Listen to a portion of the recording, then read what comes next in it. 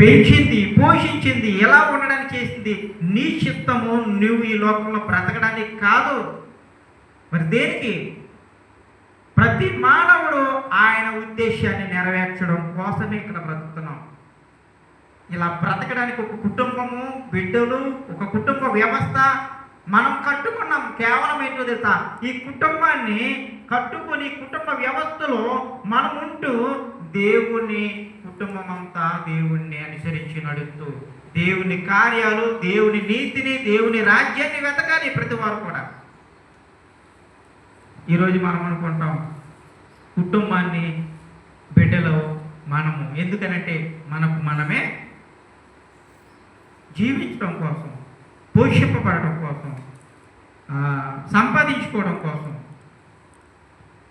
చక్కగా బ్రతకడం కోసం అంటాం. కానీ దేవుడు అంటాడు, అంతం వరకు ఎందుకు సహిస్తాను నువ్వు అని అంటే, నీకున్న శ్రమల గురించి కాదు ఆయన చెప్పింది, నీకున్న పని ఒత్తిడి గురించి కాదు ఆయన చెప్పింది. అవి నువ్వు తెచ్చుకున్నాయి, నేను తెచ్చుకున్నాయి అంతేనంటారండి.